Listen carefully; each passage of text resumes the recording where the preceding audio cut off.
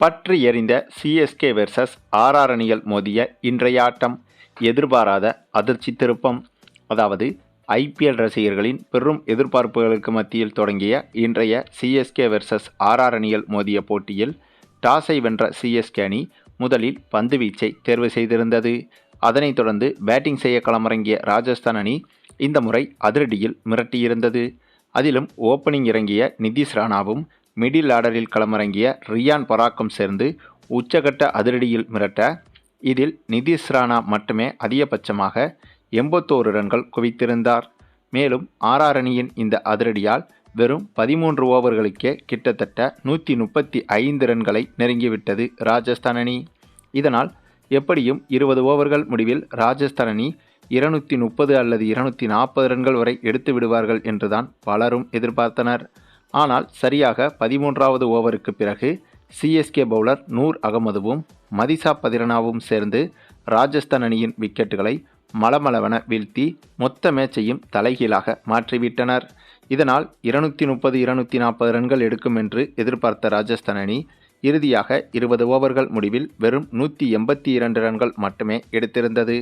இதனால் சிஎஸ்கே அணிக்கு 183 ரன்கள் இலக்காக நிர்ணயிக்கப்பட்டது. ஆனால் இதில் உள்ள உச்சக்கட்ட சோகம் என்னவென்றால் 2018வது வருடத்திற்கு பிறகு இதுவரை சேசிங்கின் போது 180 ரன்களுக்கு மேல் சிஎஸ்கே அணி சேசிங் செய்து வெற்றி பெற்றதே கிடையாது என்பதும் குறிப்பிடத்தக்கது.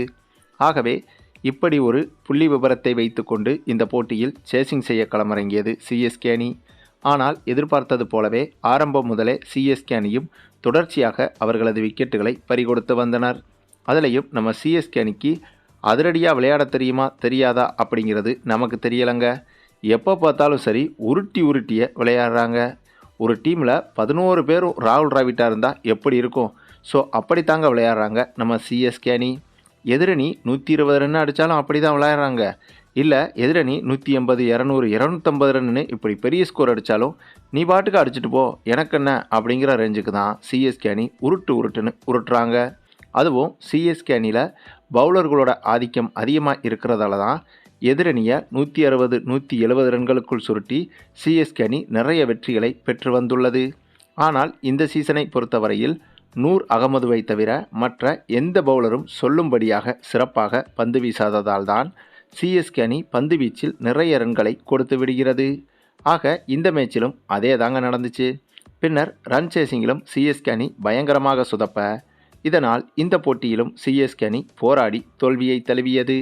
மேலும் இந்த சீசன் தொடங்கி சிஎஸ்கே அணி முதல் போட்டியில் வெற்றி பெற்று அடுத்த 2 போட்டிகளிலும் அடுத்தடுத்து தோல்விகளை சந்தித்திருக்கிறது. ஆனாலும் கூட சீசனின் தொடக்கத்தில்தான் இப்படியாக 2 தோல்விகளை சந்தித்திருக்கிறது. ஆகவே இந்த தோல்விகள் என்பது சிஎஸ்கே அணிக்கு இப்போது ஒன்றும் பெரிய பிரச்சனையாக இருக்காது. ஆனால் சீக்கிரமாகவே சிஎஸ்கே அணிக்குள் இருக்கும் பிரச்சனைகளை சரி செய்யாவிட்டால் கண்டிப்பாக அதற்காக சிஎஸ்கே அணி மிகப்பெரிய விலையை கொடுக்க வேண்டியிருக்கும் என்பதும் குறிப்பிடத்தக்கது. சரி, நீங்கள் சொல்லுங்கள், சிஎஸ்கே அணியின் இத்தகைய மோசமான பெர்ஃபார்மன்ஸ்களை சரி செய்ய என்ன செய்ய வேண்டும் என்பதை பற்றி உங்களுடைய கருத்துக்களையும் கமெண்டில் தெரிவிங்க. மேலும் இந்த வீடியோ பிடிச்சிருந்தா லைக் பண்ணுங்கள், மற்ற அனைவருக்கும் ஷேர் பண்ணுங்கள், மறக்காமல் நம்ம சேனலை சப்ஸ்கிரைப் பண்ணுங்கள்.